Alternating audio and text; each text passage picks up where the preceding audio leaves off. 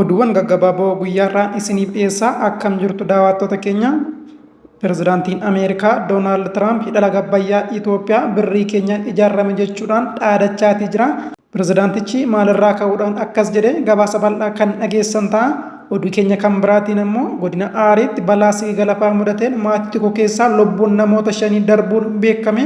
Oduu taanuun Itoophiyaa waliin muddama keessa kan jirtu pirezidaantiin Eertiraa Isaayyaas Afeworqii dhimma Itoophiyaa irratti waan hin eeggamne hedduu dubbateera. Kanas bal'ina isaa kan dhageessan ta'a. Haga dhumaatti na waliin tura. Warri chaanaalii keenyaaf haaraa taatan immoo chaanaalii keenya sabskiraayib godhaa. Akkasumallee viidiyoo kana laayif gochuudhaan haga dhumaatti na waliin tura. Itti aansuudhaan gara bal'ina oduutti kanan darbu ta'a. Godina Aariitti balaa sigiga lafaa mudateen maatii tokko keessaa lubbuun namoota 5 darbuun beekame. Naannoo kibba Itoophiyaa godina Aarii aanaa kibba Aariitti balaa sigiga lafaa mudateen maatii tokko keessaa lubbuun namoota 5 darbe. Haadhaa fi abbaa dabalatee lubbuun ilmaan 3 al takkaa darbuun gadda guddaa uummatatti uumeetu jira. Rooba cimaa guyyaa dheengaddaa roobeen balaan kun mudachuu poolisii naannichaatti daayireektar hariiroo uummataa fi ittaanaan koomaandaraa Ashannaa fi Haayileen faanaa dijitaalitti himaniiru. Balaan mudate kunis qabeenyarras miidhaa qaqqabsiisuu fi jiraattota 200 ol qe'ee fi qabeenya isaaniirraa buqqisuus eeran. Pirezidaantiin naannichaa obbo Xilahuun Kabbadaan balaa cimaa mudateef gadditti dhaga'amu ibsuudhaan maatii fi firoottan miidhamtootaaf jajjabina guddaa hawwan. Oduu keenya kan biraatiin jeettiin waraanaa Baangilaadesh kufee lubbuun namoota 19 darbuun beekame.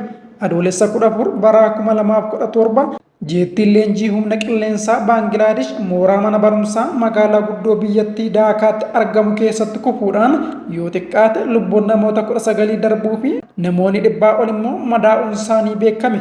Suur-sagaleewwan balaa magaalaa Utaaraa gama kaabaa mana barumsaa Maalistoon keessatti mudate mul'isan kan baay'ee yoo ta'u, suuraawwan kunniinis aara cimaa balaa kanaan ka'e kan agarsiisanidha.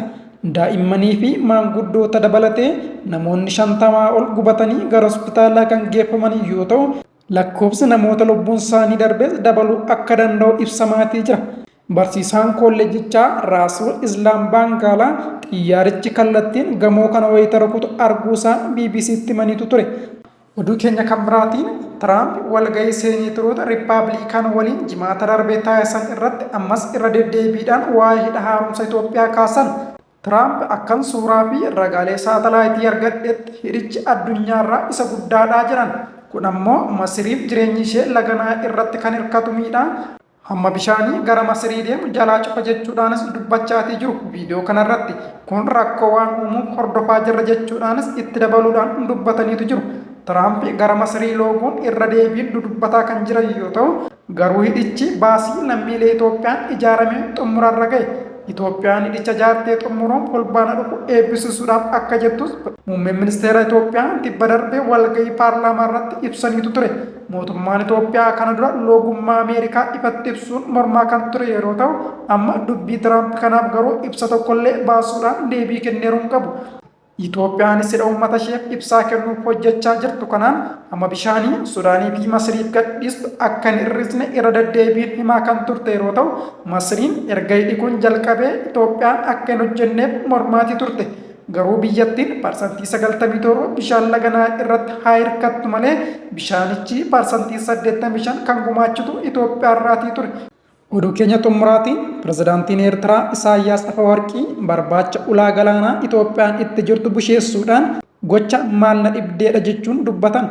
Pirezidaantiin erga Eertiraan hundooftee qofaa isaanii bulchaa jiran kun gaaffii fi deebii televezyiinii biyyoolessaa biyyattiif kennanii fi sanbata qilleensarra ol irratti kana kan dubbatan yoo ta'u, gaaffii fi deebii kutaa duraa uummataaf ifa ta'e irratti xalayaa dhiyoo mootummaan Itoophiyaa dhaabbata biyyoota gamtoomaniitti erge himannaa sobaa ajaa'ibuudhaa jechuudhaan qeeqan.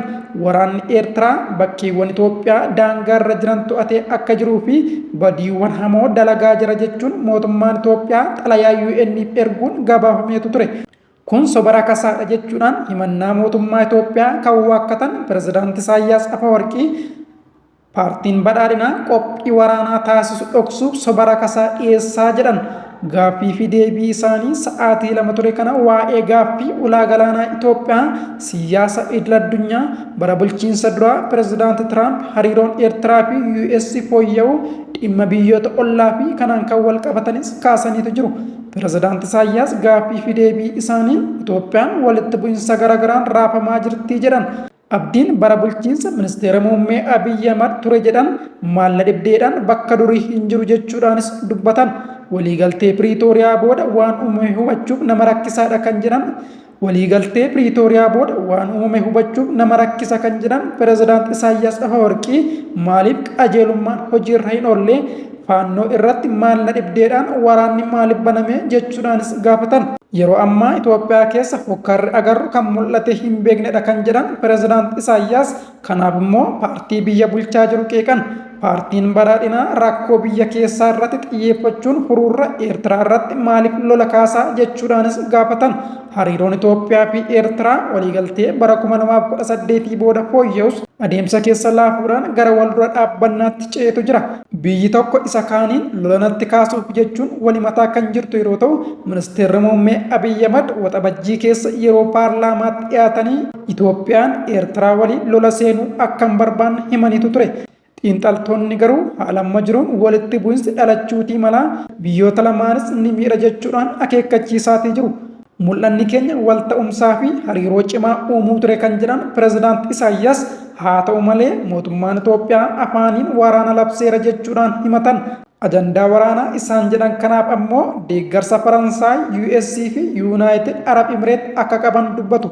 Egaa daawwattoota keenya oduu gabaabduun sa'aatii kanaaf isiniif qabadhee dhufe kana gammaatti hordoftanidha. Sa'aatii muraasa booda immoo oduu biraan haga walitti deebinutti nagaan na tura.